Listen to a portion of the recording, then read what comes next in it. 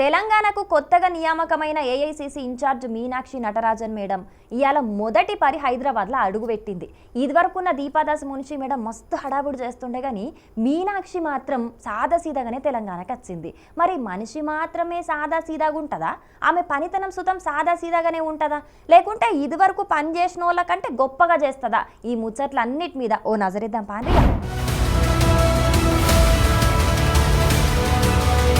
ఇదివరకు ఏఐసీసీ ఇన్ఛార్జీలు తెలంగాణకు ఎవ్వలొచ్చినా హంగు ఆర్భాటాలకు తక్కువ ఏం ఉండకపోయేది. ఢిల్లీకేంచి సపరేట్ విమానంలా వచ్చేది. ఇక్కడికి వచ్చినాక సుతం సపరేట్ హోటల్ బుకింగ్ చేసుకుని మస్తు విలాసంగానే మెదులుదురు. ఇక కొంతమంది పదవులు కావాలనుకునే లీడర్లు సుతం వాళ్ళను ఏదో ఒక తీరుగా కాకబట్టి అధిష్టానంతోని మాట్లాడిపించుకొని పదవులు కొట్టేసేది. కానీ ఇప్పుడు తెలంగాణకు ఇన్ఛార్జిగా వచ్చిన మీనాక్షి నటరాజన్ కథ మాత్రం అలాగుంటది. రాహుల్ గాంధీకి దగ్గర మనిషి అయిన మీనాక్షి మేడం మొదటి పరి హైదరాబాద్ కి వచ్చిన సింపుల్ గా ఏం హంగామా లేకుండా రైళ్లనే వచ్చింది. ఇక కాచిగూడ రైల్వే స్టేషన్ లో మీనాక్షి నటరాజన్ మేడం దిగంగానే కాంగ్రెస్ పార్టీ నాయకులు స్వాగతం పలికిండ్రు. ఇక ఆడికేంచి సీదా పోయి సీఎం రేవంత్ అన్నను కలిసింది.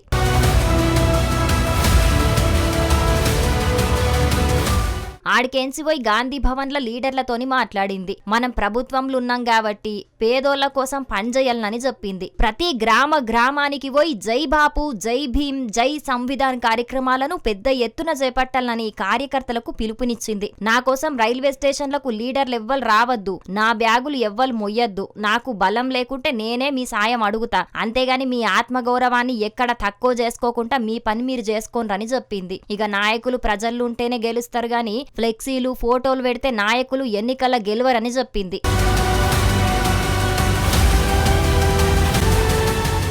మాటలు ఎట్లా చెప్పినా ఇక ఇప్పుడు కొత్తగా బాధ్యతలు తీసుకున్న మీనాక్షి నటరాజన్ ముంగట పెద్ద పెద్ద సవాళ్లే ఉన్నాయి. పార్టీ మారిన ఎమ్మెల్యేల నియోజకవర్గాల పాతోళ్లకు కొత్త నాయకులకు నడుమ లొల్లులు బగ్గనే అవుతున్నాయి. చాలా మంది లీడర్లు ఒగల మీద ఒగలు ఫిర్యాదులు సుతం చేసుకుంటున్నారు. ఇక అట్లనే సర్కారు ఏర్పాటై ఏడాది దాటిపోయినా మంత్రివర్గ విస్తరణ జరగలేదు. చాలా మంది సీనియర్ ఎమ్మెల్యేలు మంత్రి పదవుల మీద ఆశతోనున్నారు. 10 ఏళ్ల తర్వాత అధికారం వచ్చింది కాబట్టి నామినేటెడ్ పోస్టుల కోసం సుతం చాలా మంది లీడర్లు ఎదురు చూస్తున్నారు. మరి వాళ్ళందరినీ ఎట్లా సెట్ చేస్తారనేది సుతం పెద్ద టాస్కే. అట్లనే రాబోయే రోజుల్లో స్థానిక సంస్థల ఎన్నికలు ఉన్నాయి కాబట్టి దాంట్లో సుతం పార్టీని గెలిపించే బాధ్యత ఆమెనే తీసుకోవాలి. మరిగా ఆమె ఎసుంటి నిర్ణయాలు తీసుకుంటదో ఏం కథనో గాని ఇదివరకు పనిచేసిన దీపాదాస్ మున్షి ఇక్కడ ఏండ్ల సంధి పనిచేస్తున్న నాయకులను కాదని ఆమెకు నచ్చినోళ్లకు పార్టీ పదవులు ఇస్తున్నదని కొందరు సీనియర్లు డైరెక్టే విమర్శించారు. కాబట్టి మరి వాళ్ళను ఎట్లా కలుపుకపోతుందో, తెలంగాణలో కాంగ్రెస్ పార్టీని ఎట్లా ముంగటికి తీసుకపోతుందో చూడాలి అంటున్నారు కొందరు రాజకీయ విశ్లేషకులు.